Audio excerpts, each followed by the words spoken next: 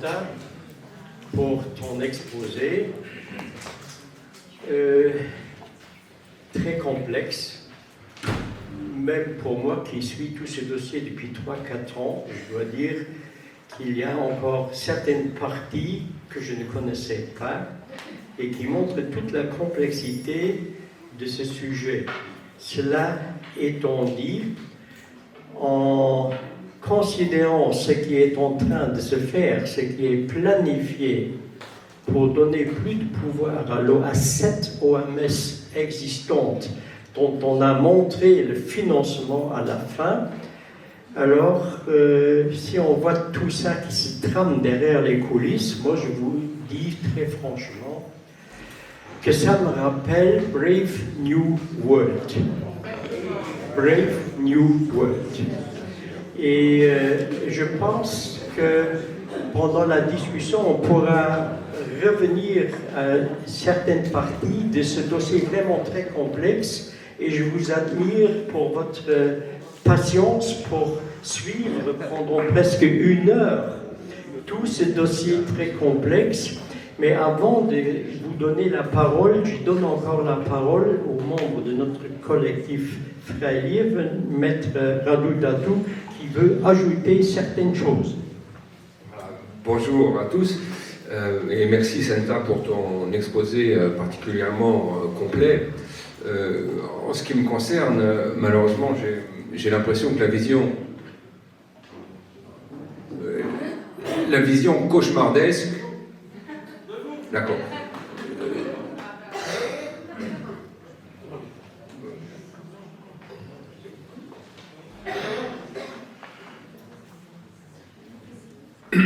Voilà, c'est bon. Malheureusement, j'ai l'impression que cette vision cauchemardesque est fort concrète, même à Luxembourg.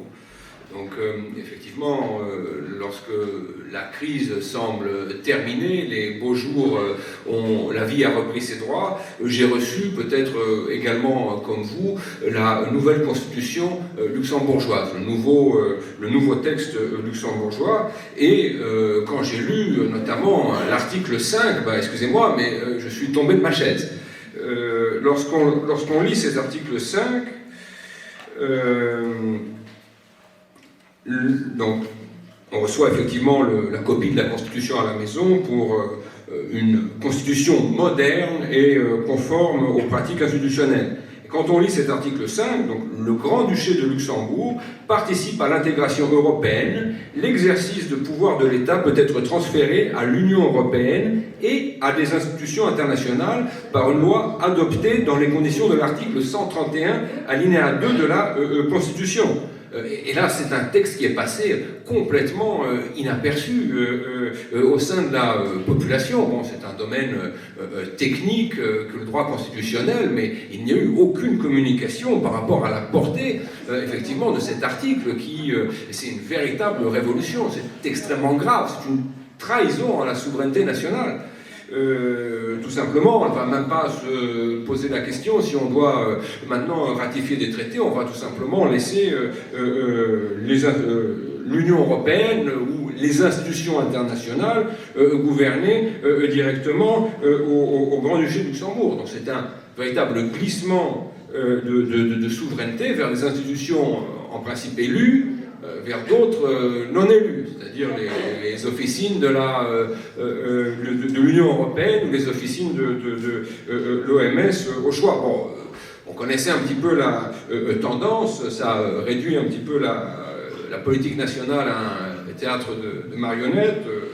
Peut-être que bientôt nos élus nationaux auront le choix d'inaugurer la nouvelle piste cyclable ou de décider des horaires du passage de camions poubelles, mais ça se limitera à ça. Donc lorsque effectivement on voit le cauchemar qui s'impose à nous. Donc c'est une trahison qui passe inaperçue. Il y a encore quelques années, on n'aurait même pas imaginé un texte, ne serait-ce que par un minimum de chauvinisme, donc d'intérêt effectivement pour la population, mais c'est surtout un texte qui est très mal rédigé. On ouvre effectivement une boîte de Pandore. On permet à un Parlement de déléguer les pleins pouvoirs à des institutions internationales dans la limite d'un quorum de 2/3, donc on imagine bien les médias mainstream avec le bourrage de crâne 24 heures sur 24 présenter des restrictions intolérables comme le seul rempart contre la pandémie, et des politiques tout à fait serviles, complètement impuissants, complices, qui vont suivre cette tendance. Donc on avait auparavant un petit verrou qui était celui de l'État. Maintenant nous sommes à la merci de groupes d'intérêt, effectivement, de lobbies idéologiques, des gens qui sont aussi extrêmement corruptibles. On a vu dans l'actualité l'affaire de Madame Eva Kaili, le Qatargate, Madame Kaili, je crois, a discrètement repris ses fonctions au sein du Parlement européen. Donc c'est la partie émergée de l'iceberg. C'est une honte pour moi, c'est une honte également à la mémoire de ceux qui sont battus pour cette souveraineté, qui sont morts pour cela. Et j'ai l'impression que... Voilà. J'ai l'impression qu'au lieu de tirer des leçons de cette crise Covid, qui a fait quand même souffrir beaucoup de gens pendant 3 ans, une population qui a été maltraitée d'un point de vue psychologique, donc il y a quand même eu des mauvais traitements, des gens qui étaient venus également dans mon cabinet comme avocat, qui étaient vraiment en réelle souffrance, qui ne comprenaient pas, qui se sentaient humiliés, indignés par rapport à ce qu'on leur a fait subir. Et j'ai l'impression qu'au lieu d'en tirer les leçons, maintenant on va au contraire préparer le terrain effectivement à exactement ce que disait Senta, et on va encore plus vite que la musique, c'est-à-dire que on va carrément laisser un blanc-seing, faites ce que vous voulez, vous êtes chez vous. Donc c'est extrêmement inquiétant. Ça ne fait pas l'objet d'un réel débat, ça passe dans la population sans problème. Moi, c'est vraiment des choses qui m'intriguent et qui méritent effectivement d'être débattues. Comme m'a présenté Senta, moi je ne vois pas d'un bon œil ceux qui veulent imposer leur vision, le bien venu d'en haut. Donc effectivement, il faudra rester vigilant, parce que le passé démontre que les pires systèmes découlent de cette idéologie immanente. Et je constate malheureusement que pour beaucoup d'entre nous, le seul respect du droit positif fait de nous des bons citoyens. Je ne suis pas d'accord avec cela. Donc le droit et la morale sont deux choses particulièrement différentes. On peut avoir des actions très immorales et qui sont menées sous le couvert de la loi. Donc il faut bien distinguer, parce que ce que nous voulons conserver, c'est notre humanité qui est plus importante que tout.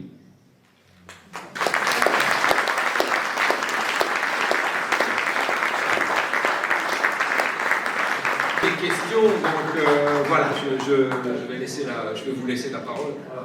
Voilà, je vais reprendre.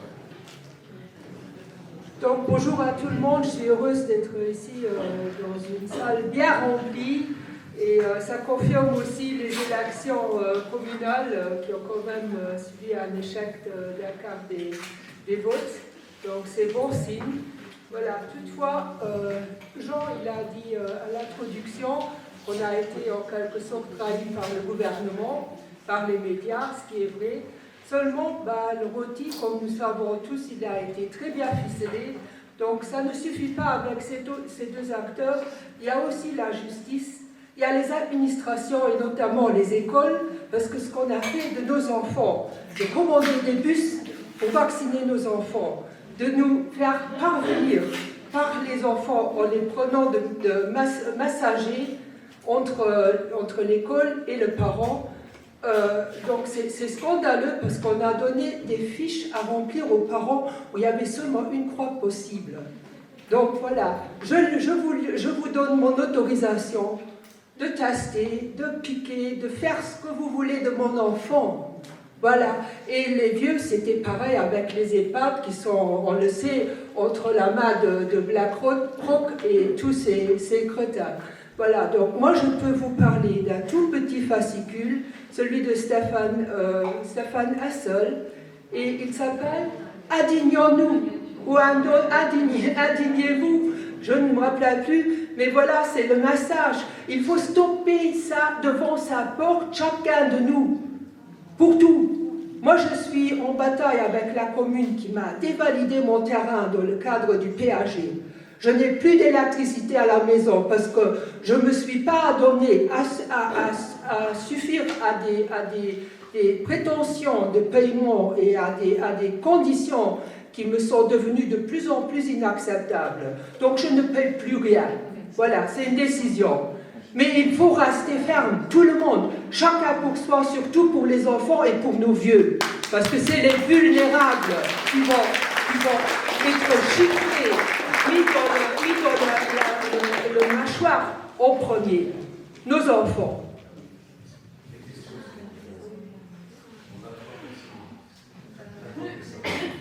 Vous avez dit qu'on avait jusqu'au mois de mai 2024 pour réagir, n'est-ce pas?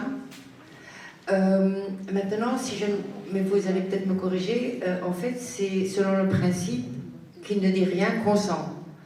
Ici au Luxembourg, qui nous représente pour pouvoir agir et faire changer les choses? Évidemment, c'est la politique nationale, c'est le gouvernement national, c'est le Parlement national composé d'une majorité et d'une opposition qui, pendant 3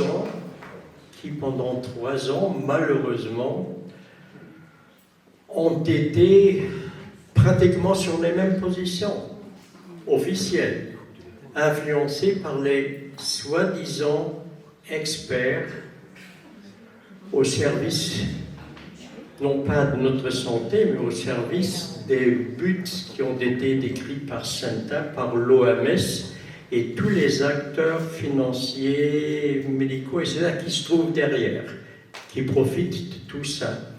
Maintenant, pendant les élections communales, évidemment, nous ne sommes pas terriblement intervenus parce que les communales, c'est toujours des problèmes plutôt locaux. Mais maintenant, en octobre, il y a des élections nationales et il est bien sûr que le collectif Frères Libres, et moi je pense aussi d'autres associations critiques par rapport à tout ce qui s'est passé, vont intervenir au niveau des partis politiques, au niveau des candidats, et moi je pense qu'il faut le faire.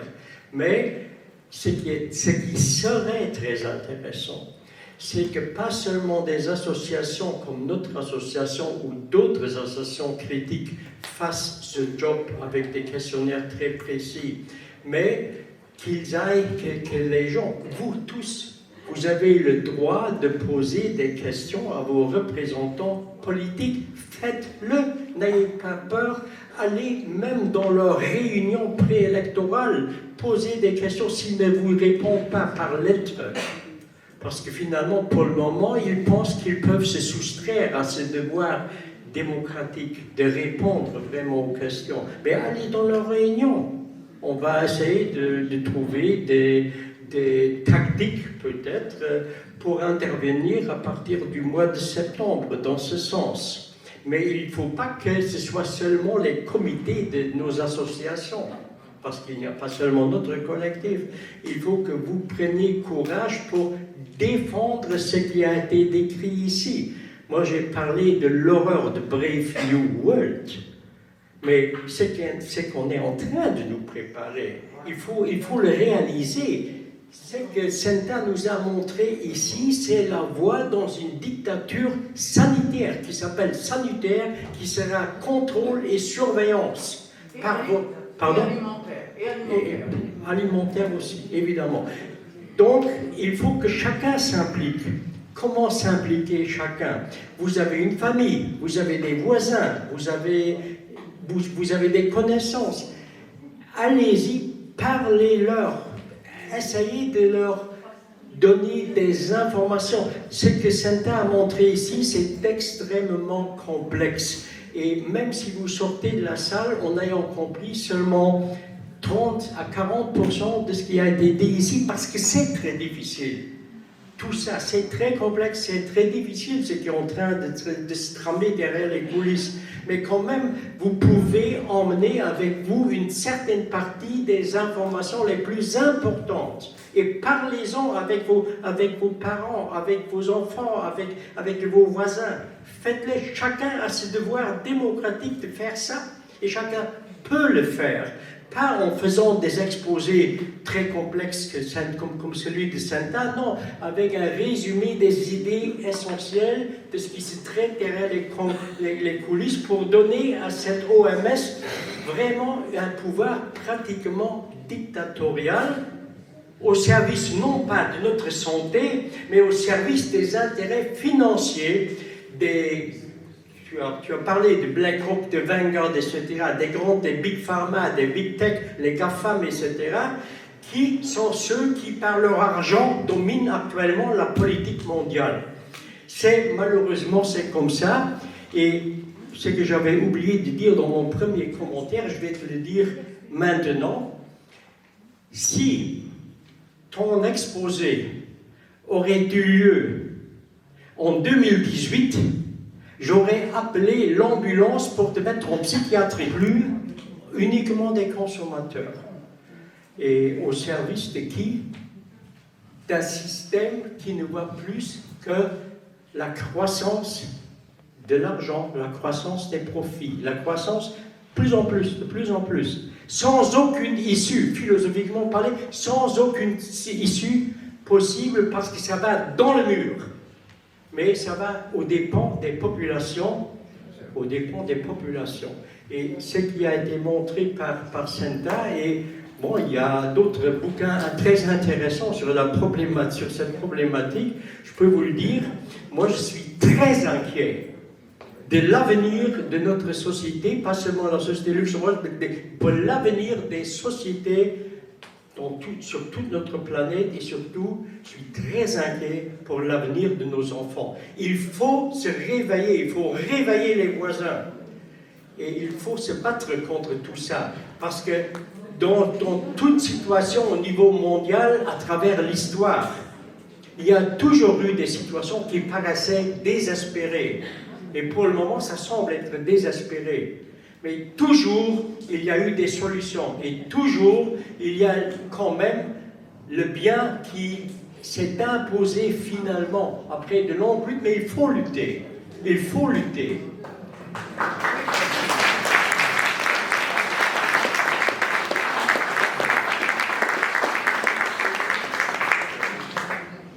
Oui, si je peux juste rajouter une petite note, deux choses. On a parlé tout à l'heure, il y a une dame qui a parlé de fascisme, totalitarisme, nazisme, etc. Donc je vous recommande déjà l'excellente série Plus jamais ça, c'est maintenant et mondial, qui fait vraiment le parallèle entre la montée du nazisme et ce qui s'est passé en partie. C'est pas arrivé du jour au lendemain, mais on va dire en particulier à partir du début de la pandémie, qui a été réalisée par Vera Sharaf, qui est une rescapée des camps de concentration, avec énormément de témoignages, soit d'autres survivants comme elle, soit de deuxième et troisième génération, et même de personnes. Il y a quelqu'un qui est ici dans l'Assemblée, qui a eu la gentillesse de témoigner aussi, Hervé Seligman. Et donc je vous conseille vraiment de regarder cette série parce que ce qui paraissait être une réalité, on va dire, intuitive, de se dire, tiens, on dirait que ça tient du même ordre, quand on voit la liste, si vous voulez, si on avait une checklist avec tous les critères, tous les points qui caractérisent le totalitarisme, on s'aperçoit vraiment que c'est de point par point, tout y est, et c'est vraiment effrayant. Et il y a aussi toute une explication, je pense, à la fois au niveau de ce qui se passe, par exemple, avec les vaccins, etc., mais aussi cette filiation, en fait, qu'il y a eu après la guerre, du nazisme, qui ont en quelque sorte survécu. Ce sont aujourd'hui les mêmes sociétés qui contribuent, qui financent, qui ont les programmes eugénistes. C'est plus nécessairement le nazisme contre les juifs, c'est plutôt un programme eugéniste. Mais je vous invite vraiment à regarder cette série. Alors sur un point positif, donnons quand même une petite, plus qu'une petite, un grand point positif quand même, c'est la candidature de Robert Kennedy Jr. aux États-Unis.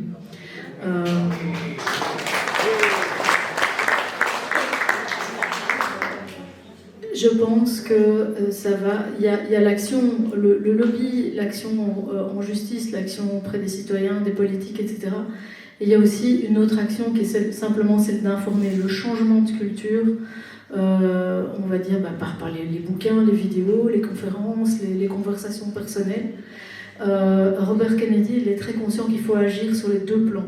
Et donc c'est pour ça, par exemple, qu'il a publié un bouquin qui s'appelle, qui est là d'ailleurs, Anthony Fauci, Bill Gates, Big Pharma, leur guerre contre la démocratie et la santé publique, où on explique vraiment tout ce coup d'État, hein, il y a 2200 références, et comment c'est préparé depuis quelques décennies.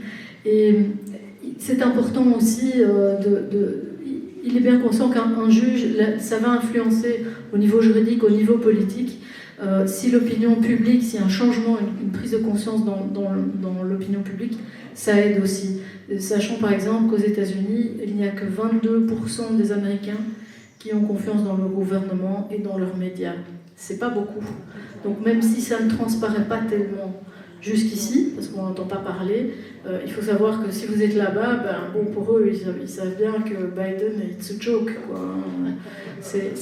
Donc, il y a de l'espoir, ça ne veut pas dire qu'il va gagner, mais même le fait qu'il soit déjà candidat, il y a quand même petit à petit, voilà, il a pu parler sur Twitter, même si j'ai beaucoup de méfiance par rapport à Elon Musk, mais bon voilà, il avait été, ses comptes avaient été supprimés de tous les réseaux sociaux. C'est quelqu'un qui a une voix, qui parle.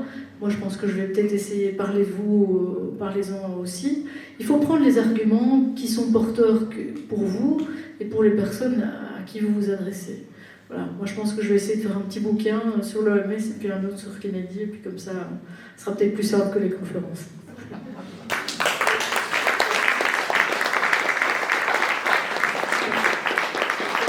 Oui, bonjour. Bonjour, est-ce que je peux dire quelque chose? Alors, j'ai écouté M. Houss. Effectivement, je suis quelqu'un qui essaye de parler autour. En tant que citoyenne luxembourgeoise, je ne suis pas avocat, je ne suis pas médecin.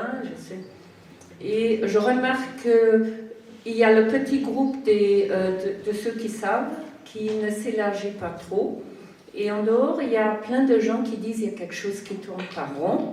Mais quand je leur parle de l'OMS, alors ils sont choqués, et puis ils rentrent, et j'ai l'impression qu'ils se disent « je ne peux rien faire », et ils continuent avec leur vie.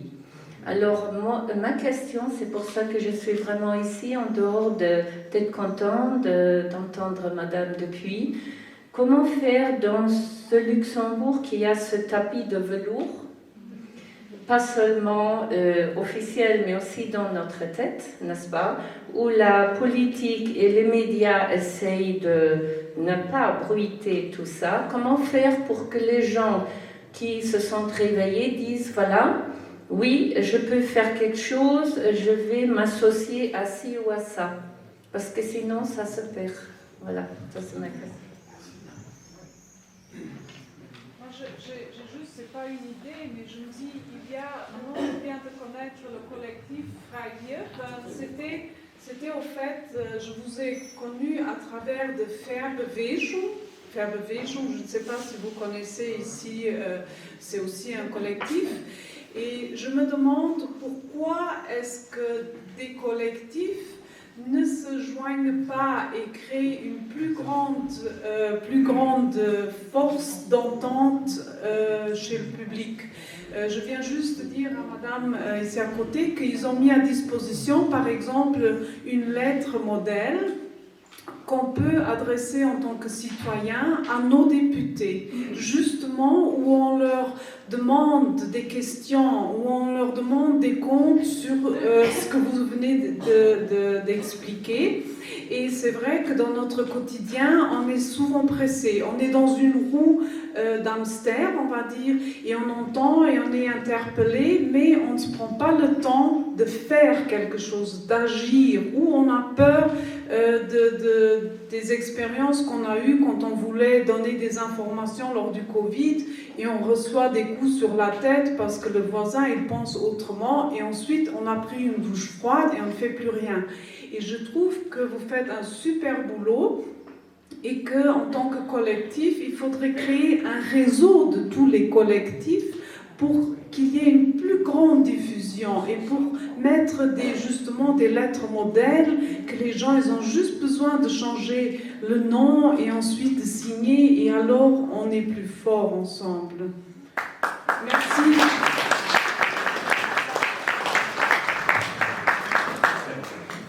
Sur le même sujet ou sur un autre sujet? Je voudrais simplement poser une question qui me turlupine depuis quelque temps. C'est qui a signé le traité avec l'OMS et qui nous prive, et qui va nous priver de notre souveraineté? Est-ce qu'il y a un nom? Il y a quelqu'un qui a signé quelque chose.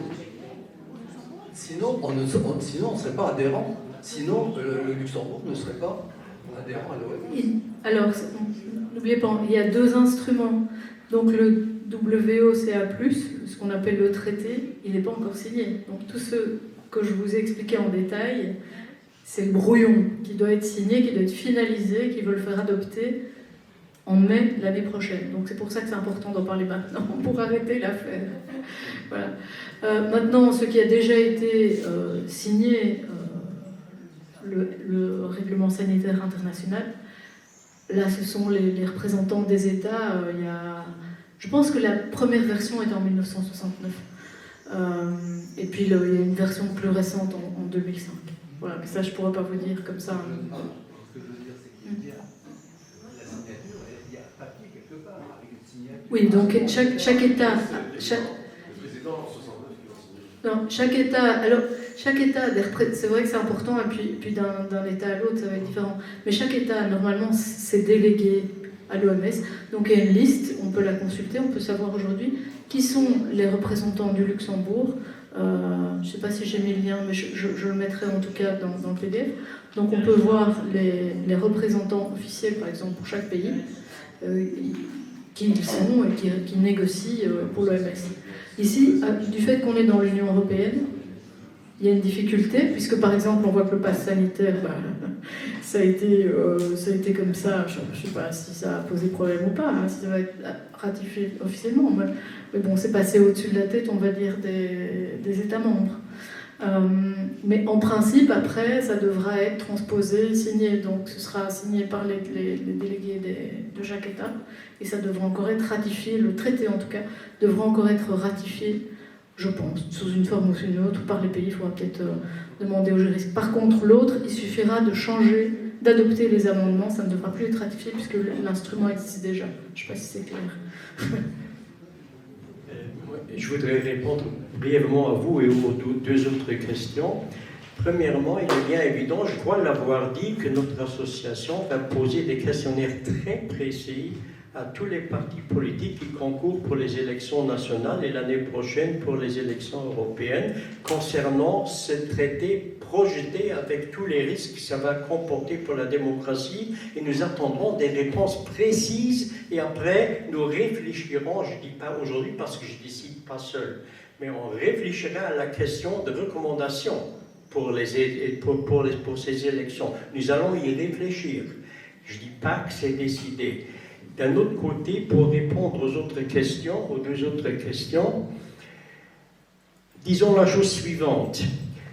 En résumé, après 3 ans de la soi-disant pandémie, avec toutes les mesures autoritaires et liberticides portées par presque tout le Parlement, par presque tous les députés, pas seulement par les partis gouvernementaux, après ces 3 années, on commence à avoir plusieurs attitudes dans la population, il me semble, c'est mon appréciation.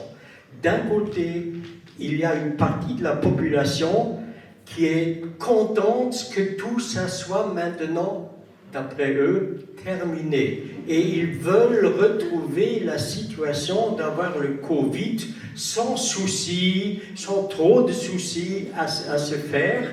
Et ils veulent recommencer à jouir de leurs vacances, de leur vie familiale, de la vie sportive et tout ça.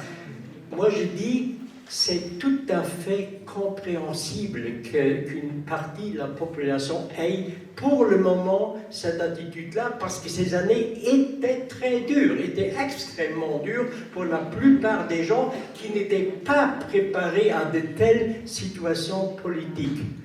Si moi je compare un peu avec ce que mes parents m'ont dit sur les années 30, avant la Deuxième Guerre mondiale, quand il y a eu cette espèce de crise rampante par le nazisme qui, au début, a été pas terrible.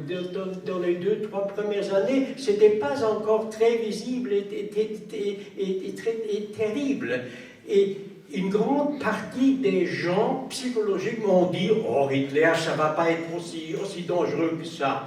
Il parle comme ça, mais après, ça va se calmer. » Bon, c'est cette attitude-là. Et les gens ont une tendance, psychologiquement parlé, les gens ont une tendance individuelle, un peu naturelle, de vouloir fuir les situations conflictuelles et veulent avoir leur repos, leur vie individuelle sans trop de soucis, etc. Il faut considérer cette tendance psychologique dans les populations.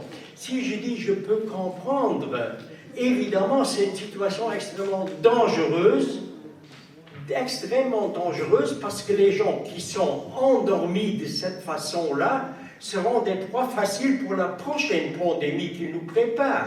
Et il faut bien savoir, je ne sais pas si vous le savez, mais le 22-23 octobre 2022, il y a eu à Bruxelles, auprès du siège de la Commission européenne, déjà une simulation nouvelle de pandémie sous le titre Catastrophic Contagion, en présence d'Ursula von der Leyen, en présence de plusieurs ministres de la Santé et d'autres pays, c'était des fonctionnaires supérieurs des administrations de la santé qui étaient là. Et de quoi parlait-on? On parlait d'une nouvelle pandémie encore beaucoup plus dangereuse que le Covid, c'est-à-dire ce serait un nouveau virus, pas un Covid, pas un corona, mais un entérovirus, qui aurait un entérovirus extrêmement dangereux, qui aurait comme conséquence la mort de 50% des enfants et des jeunes. Cet exercice de simulation, c'était à Bruxelles entre le 22-23 octobre 2022, financé par qui? Vous pouvez deviner 3 fois, Rockefeller, Soros ou Gates. Qui a financé? Gates. Oui, Gates. Donc, on nous prépare de nouvelles pandémies, de nouvelles soi-disant pandémies, et le traité que Santa nous a expliqué, ça donne la possibilité à Tedros et à sa clique de déclarer à n'importe quel moment de nouvelles pandémies. Et alors, de faire un forcing sur les mesures à prendre, sur les contraintes, sur le lockdown, sur les mesures de vaccination, etc., etc. Donc, tout ça, comment faire alors? Parce que c'était votre question. Comment faire alors? Pour le moment, nous sommes en situation encore assez difficile. Pas seulement parce qu'une grande partie de la population ne veut plus en savoir et veut revivre normalement, mais aussi parce qu'on est en situation de médias, de la majorité des médias classiques, des médias mainstream, qui sont toujours en partie entre les mains ou influencés, manipulés et financés par toutes ces forces-là dont on vient de parler sur un des derniers dispositifs qui financent tous ces milliardaires, qui financent tout ça. Si vous regardez par exemple l'histoire des fact-checkers, du fact-checking, cette histoire est très claire. Derrière les fact-checkers se trouvent des instituts, des agences, etc., financés par les milliardaires. J'ai parlé une fois lors d'une marche blanche sur le fact-checking allemand. Le fact-checking allemand, 40 soi-disant journalistes, donc des fact-checkers, qui ont été payé en Allemagne, d'abord par une milliardaire allemande, Bros, qui s'appelait Bros, et puis après 2016, soudain, par un milliardaire américain très inconnu. Vous n'avez jamais entendu ce nom, probablement. Il s'appelle Pierre Omidyar. C'est ce monsieur-là, Pierre Omidyar, un Américain qui a fonctionné le système, qui a financé le système allemand du fact-checking. Et c'est la même chose aux États-Unis avec le Poynter Institute, c'est la même chose en France, c'est la même chose en Angleterre. Bon, ça serait un autre exposé, je vais m'arrêter là, mais pour vous montrer uniquement en face de qui nous trouvons. Et si nous voulons avoir une chance de lutter contre tout ça et d'avoir une chance peut-être de reculer ces échéances pour vaincre peut-être après, il faut vraiment, et là c'était la question de la dame, il faudrait se réunir. C'est-à-dire, il y a plusieurs associations au Luxembourg qui ont combattu cette soi-disant pandémie. Il n'y a pas seulement l'affaire de nous et l'affaire de Vejo, il y a aussi un petit site qui s'appelle Menschlichkeit, il y a encore d'autres, pardon, et Expressis Verbis, évidemment, Expressis Verbis. Il y a eu, pendant tout ce temps-là, il y a eu une collaboration entre ces mouvements. Mais si cette collaboration a eu lieu, chacun a eu ses particularités, et ce n'est pas forcément mauvais d'avoir des particularités si sur l'essentiel on est d'accord.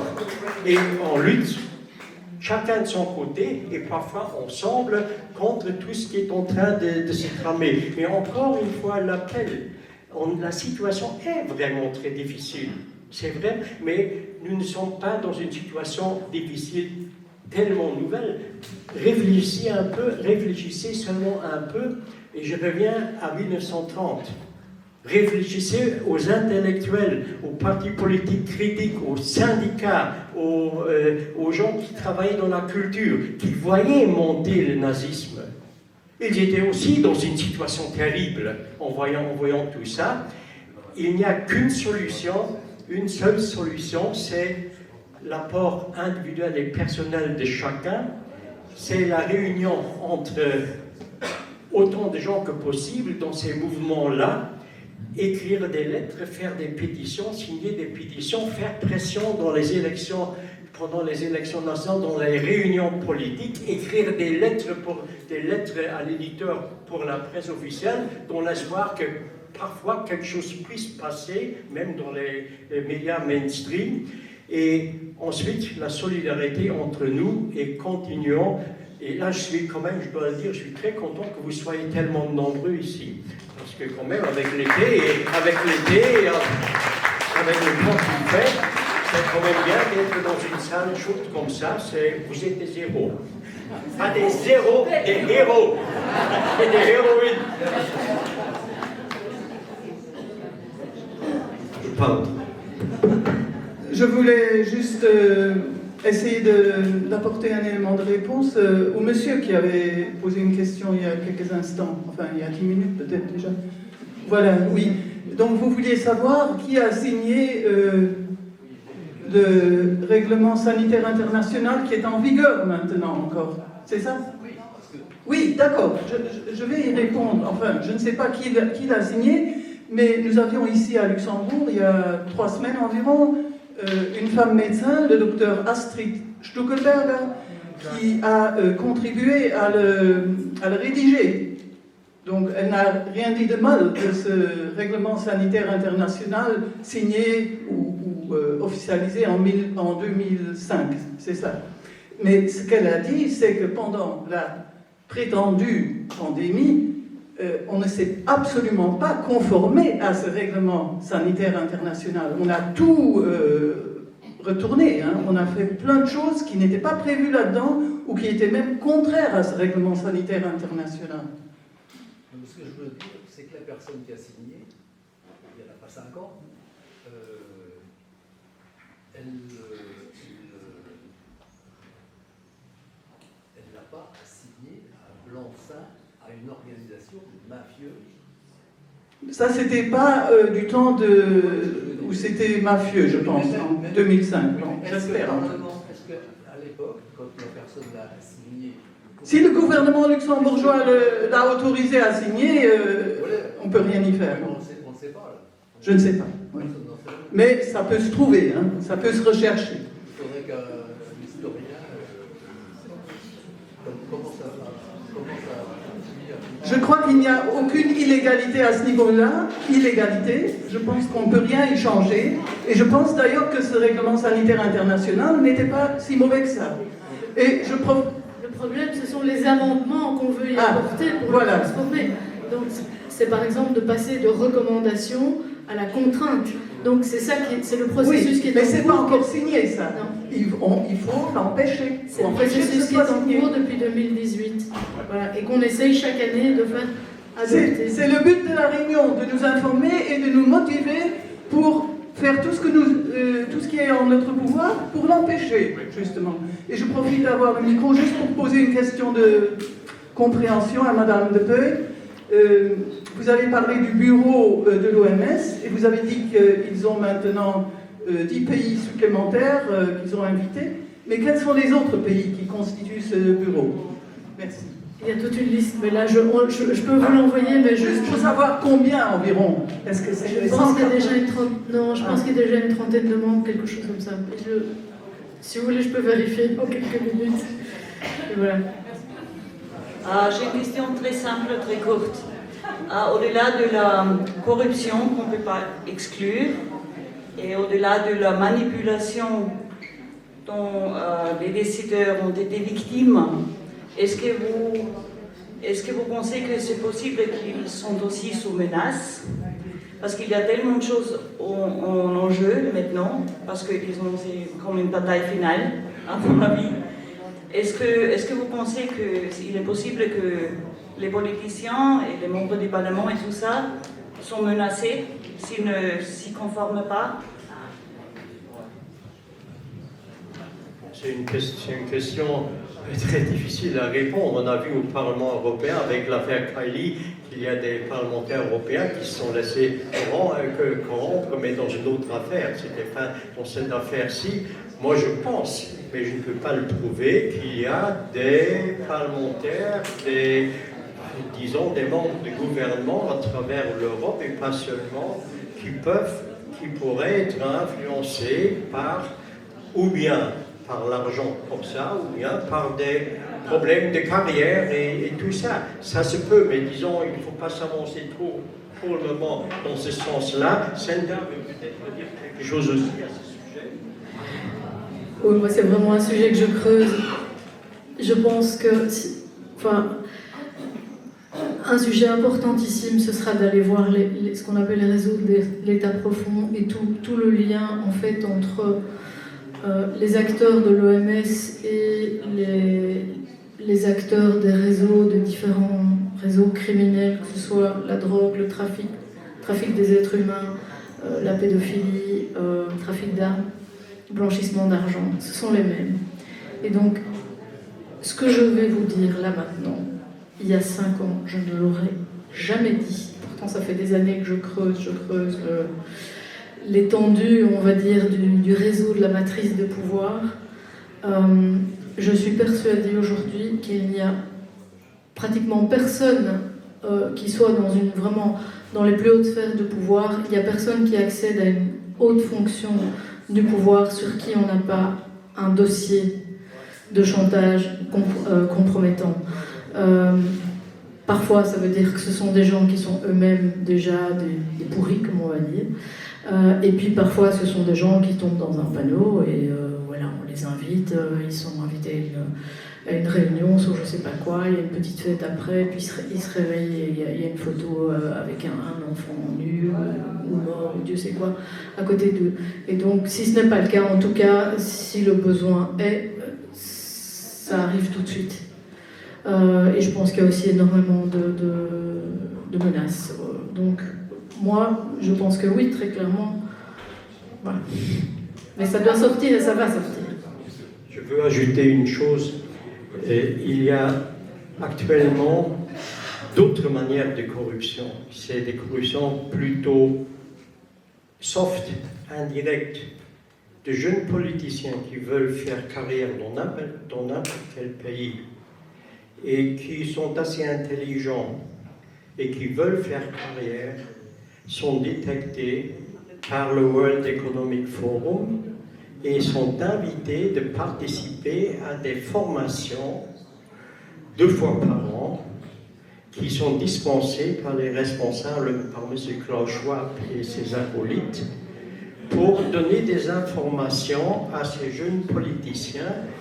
Cela a commencé en 1995 par la formation de ce qu'ils appelaient à l'époque les Young Global Leaders for Tomorrow. Vous savez qui étaient les premiers Young Global Leaders for Tomorrow? Il y avait un certain M. Macron, un certain M. Trudeau. Il y avait d'autres hommes ou femmes politiques encore actuellement connus. Et après cette formation qui s'est transformée en un programme Young Global Leaders, et actuellement, il y a une formation de 10 000 chaque année, de 10 000 Young Shapers. C'est-à-dire des jeunes qui sont pris, des jeunes talentueux et qu'on veut éduquer dans le sens des idées du World Economic Forum. Et ça, c'est une autre forme, disons, pas directe. Aujourd'hui, la corruption ne doit pas se passer nécessairement par des sacs remplis de dollars ou d'euros. Il y a d'autres formes de corruption qui se font derrière les coulisses. Mais bon, madame a demandé.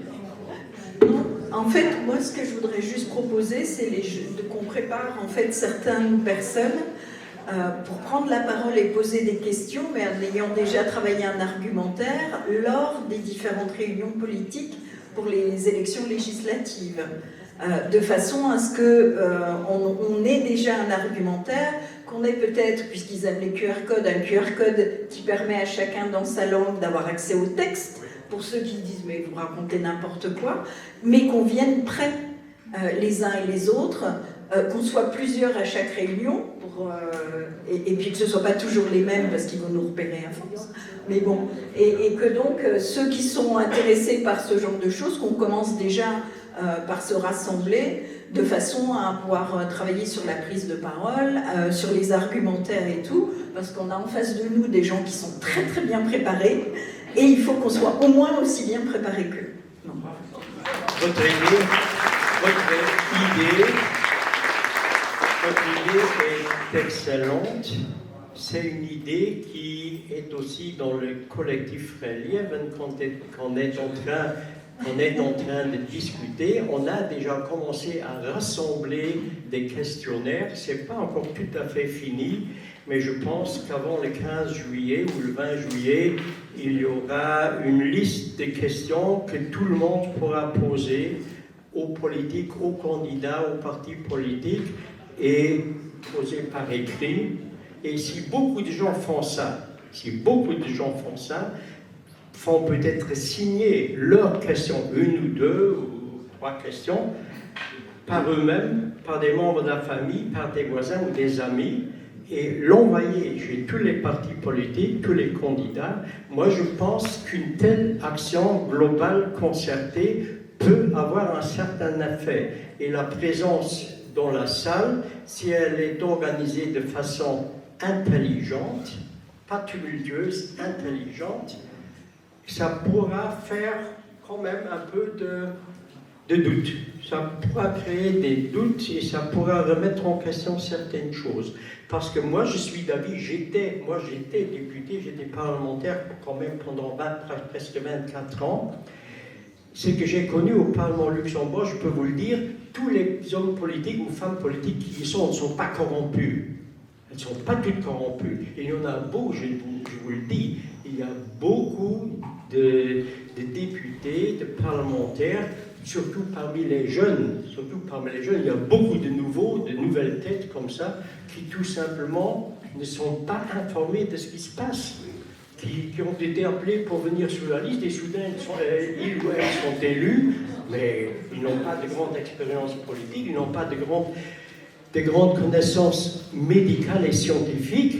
D'ailleurs, quand moi j'étais au Parlement, dès qu'il y avait une question de politique sanitaire, alors les candidats pour prendre la parole de n'importe quel parti, c'était très rare. Parce que quand même, ces questions scientifiques, médicales, etc., c'est un tout petit peu plus compliqué que d'autres problèmes, que le sport ou certaines autres choses, où c'est beaucoup plus facile d'y aller, hein, avec des revendications. Mais tous ne sont pas corrompus, mais il y en a beaucoup qui sont ou bien pas informés, ou mal informés, ou informés de manière totalement unilatérale. Et ça, c'est un problème, il faut discuter avec ces gens-là, il faut leur poser des questions pour un peu, disons, pour détruire le consensus qui a été créé, le narratif qui a été créé par la voie officielle, OMS, Union européenne, gouvernement, et experts, soi-disant experts. Madame. Est-ce que les prochains votes sont électroniques ou papier comme ceux des communales? Les votes, quand ça va être... Je laisse répondre, je vais vite répondre à madame. J'ai regardé ces 34 membres du bureau.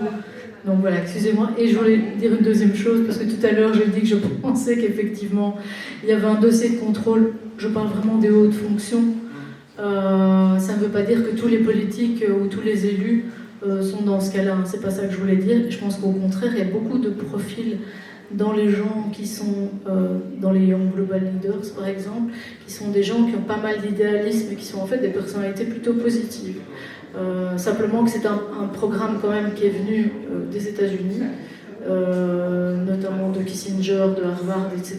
Et dont leur objectif, en fait, c'était de faire des pouponnières à chefs d'État dans toute l'opération, on va dire, de la Pax Americana, la paix américaine, c'est-à-dire de sorte de néocolonialisme qui consistait à faire des coups d'État et puis installer des nouveaux chefs d'État. Ces gens-là étaient en fait à l'école des Young Global Leaders. Pour éviter ces futures mesures, la solution, il faudrait sortir de l'OMS, mais comment? Il faudrait ou bien une réforme radicale dans un sens positif en chassant non pas l'argent des milliardaires, mais en chassant leur pouvoir de décision. Ça serait une possibilité. S'ils sont intéressés à la santé humaine, à notre santé, ils ont tellement de milliards qu'ils peuvent bien soutenir un programme OMS dans notre sens. L'autre solution, c'est sortir de cette institution internationale dominée par les capitales financiers. Monsieur? Merci. Moi, je voulais insister, parce que là, on est dans une communauté déjà aguerrie, et on parle de sensibiliser. Je voudrais insister sur l'implication des jeunes. Parce que on est en train de parler d'aller intervenir dans les réunions électorales, mais les jeunes ont des codes de communication qui nous échappent, et ils ont des vecteurs de communication qui nous échappent. Donc, essayons d'impliquer les jeunes, parce que eux vont relayer le message par leurs moyens, de leur manière, pour toucher une communauté également plus large et parfois avec une grande efficacité. Vous avez raison, il faudrait faire ça. Seulement, il faut bien voir une chose. Le collectif Frères Libres, le comité est composé d'une dizaine de personnes à peu près. On a tellement de choses à faire, etc. S'il y a des gens parmi vous qui voudraient nous aider, vous viendrez vous parler à Sandro ici pour nous aider, venir une fois par mois, peut-être dans une réunion, pour collaborer avec notre travail, tout en disant que peut-être vous êtes déjà engagés dans l'affaire de Vige ou chez Explatisphère, mais une autre association. Tout apport volontaire de votre part est bienvenu. Et je peux vous dire que ça ne va pas vous crever de travail, parce qu'on a des réunions quand même toutes les 3 semaines, à peu près une réunion de 2 heures pour organiser tout ça. Mais comme sont à montrer toute la complexité de cette question, et là c'était seulement la complexité de la question OMS. Il y a d'autres aspects de cette soi-disant pandémie tout aussi complexe, et nous essayons de faire de notre mieux. Après la conférence du 11 et du 12 février, maintenant on a réussi à faire cette conférence avec Chantal de Puit sur l'OMS pour vous aider à comprendre les dessous de toute cette affaire-là, dans quelle direction politique on est en train de nous mener, et surtout, soyez conscients que cette voie-là de l'OMS, c'est la voie dans la non-démocratie et dans le contraire d'une société libre. Et c'est pour ça que tous ensemble, nous devons combattre tout cela, et chacun a sa place dans ce combat-là. Chacun est important. Aidez-nous. Si vous avez des millions à dépenser, vous ne savez pas quoi faire, bon, on est d'accord pour accepter ça, pour pouvoir faire un peu de communication, mais mieux, c'est votre apport personnel dans nos discussions. Aidez-nous. Vous savez que nous avons un site, vous pouvez collaborer, on va organiser pas seulement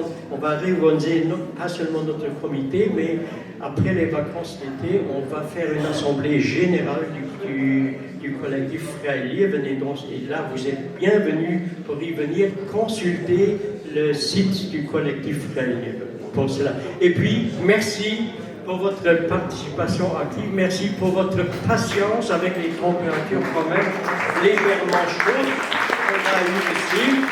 Et je pense que je remercie encore une fois Chantal pour être venu pour nous parler de notre métier complexe, mais moi j'ai peur, je vous l'ai dit, j'ai peur devant ce qui est planifié là, et je vais me battre contre tout ça. Si nécessaire, je vais m'exiler en Corée du Nord, ce sera plus libre là.